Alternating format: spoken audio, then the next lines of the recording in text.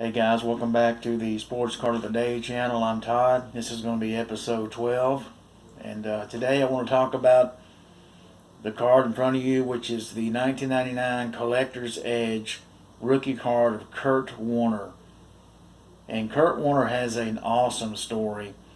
And if you've never heard it, it's very interesting. This is really one of his true rookie card. It's not easy to find. And in a PSA 10, it's extremely pricey. Even raw, I have several copies. And if anybody ever wants to buy a copy, I have one for sale. I've had multiple copies I've gathered over the years. It's a cool card, nonetheless. But Warner's story is very unique. You know, he grew up in a divorced household. He played college ball at Northern Iowa. He went as an undrafted free agent. The Green Bay Packers signed him, and then, they didn't have anything for him because he was playing behind Brett Favre and Ty Detmer, and just nothing was going on. So he got a job stocking grocery shelves at a Hy-Vee grocery store in somewhere in Iowa there. And he was also a graduate assistant at Northern Iowa at the same time. So he's making $5.50 an hour stocking shelves and working as a graduate assistant for nothing, and just trying to survive. And then he got on in the Arena Football League, playing for a couple of different teams there, and had success, and was pretty much a legend in the Arena Football League. And then, you fast forward until late '98, he gets in with the St. Louis Rams, and Dick Vermeil's there, and their starter's Trent Green. And then we move into 1999 in a preseason game. Trent Green's the starter. Rodney Harrison does basically a low blow, kind of a late hit, kind of a dirty hit, and knocks Trent Green out for the year, injures him, tears up, I believe, his leg or his knee. And I remember, you might remember Dick Vermeil did a press conference crying, literally crying about Trent Green being hurt, and said, we're going to have to rally around Kurt Warner. The Browns had just came back into the league in '99 as a new franchise. They had a chance to take Kurt Warner, as the Rams had put him out there as an available quarterback, and they didn't. So he was number 2 on the Rams depth chart. So he became the starter. And I think we all know what happened there. He took off like a lightning bolt, the greatest show on turf. And that year in '99, I was up in living in Alabama, and drove up to Nashville. I went to every Titans home game that year. And the Rams started out 6-0. Their first loss was to the Titans in Nashville. I was there. And that was the first game that Warner lost as a starter for the Rams. It was a great game. Titans jumped out a 21-0 lead and ended up winning 24-21. But, unfortunately, my Titans, as I call them, lost to the Rams in the Super Bowl when it really mattered. And so that was an awesome game. I was also, just for the record, I was also at the Music City Miracle that year. You talk about an awesome game to be at. That's a memory that I will never forget.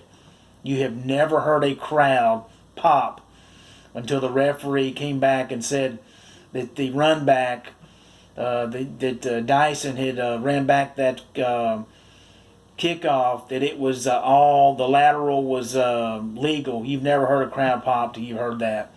So Warner wins the Super Bowl his first year as a starter.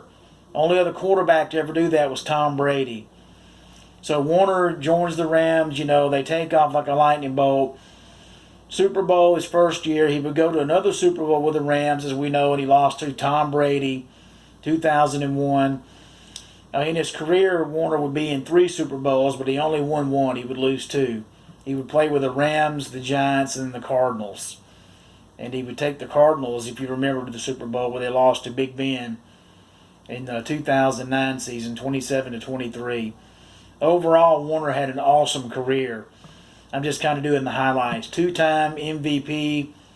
As I said, he won a Super Bowl. He set a lot of records. He still has 3 of the highest Super Bowl passing records of all time. So when he got the Super Bowl, he lit it up. He'd had some interception problems throughout his career, kind of like Brett Favre did. He had a couple of 5 interception games, and you just can't do that in the pros. He's the only quarterback in history that be in the Pro Football Hall of Fame and the Arena Football Hall of Fame.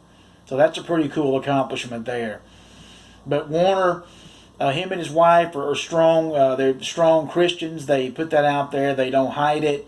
Brenda, his wife, they've been married for a long time. They have 7 kids, 5 together, 2 adopted. When he married her, she had 2 children. And Kurt Warner seems to be a very, very good man. A good person off the field. Not a jerk like some of these people are, because when the cameras aren't running, they're totally different people.